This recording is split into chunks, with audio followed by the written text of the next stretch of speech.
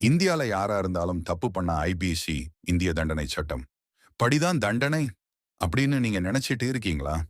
Wait, அங்கதான் ஒரு twist இருக்கு. நம்ம நாட்டுல ஒரு சில பேருக்கும் ஒரு சில விஷயங்களுக்கும் ஐபிசி உள்ள வராது. இது என் ஏரியான்னு சொல்ற பவர் இருக்கு. அது ராணுவமா இருக்கலாம், இல்ல வேற ஸ்பெஷல் சட்டங்களா இருக்கலாம். ஐபிசியே ஒதுங்கி நிற்கும் அந்த இடங்கள் எது?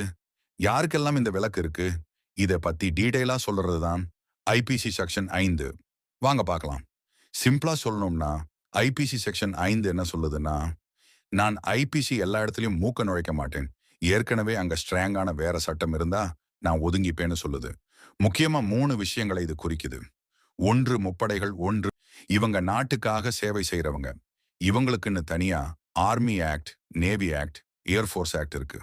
உதாரணத்துக்கு ஒரு ராணுவ அதிகாரி போர்க்களத்தை விட்டு ஓடிட்டாரு, டெசர்ஷன், அல்லது ராணுவத்துக்குள்ள கலகம் பண்றாரு, மியூட்டினி, நான் அவரை ஐபிசி படி விசாரிக்க மாட்டாங்க. அவங்களுடைய தனி ராணுவ நீதிமன்றத்துல கோர்ட் மார்டியல் தான் விசாரிப்பாங்க. அங்க ஐபிசி செல்லுபடி ஆகாது.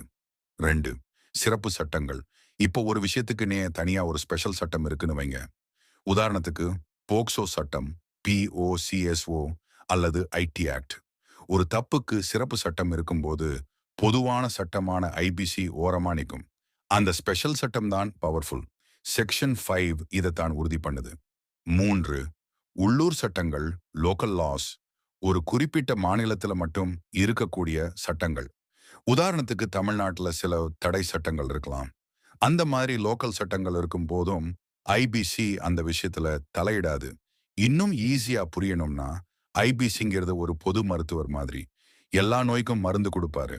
ஆனா ராணுவ சட்டம் அல்லது ஸ்பெஷல் சட்டங்கள்ங்கிறது ஸ்பெஷலிஸ்ட் டாக்டர், இதய நிபுணர், நரம்பு நிபுணர்ன்ற மாதிரி.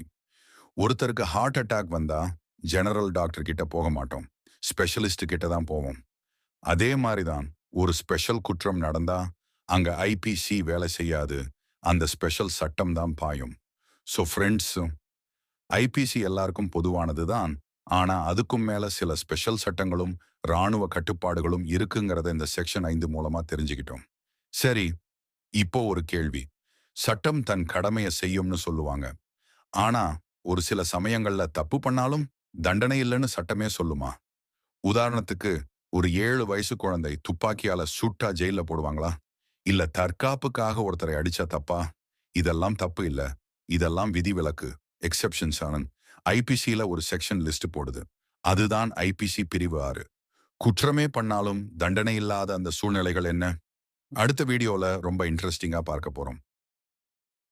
மறக்காம நம்ம சட்டம் அண்ட் வினோத் சேனலை சப்ஸ்கிரைப் பண்ணுங்க.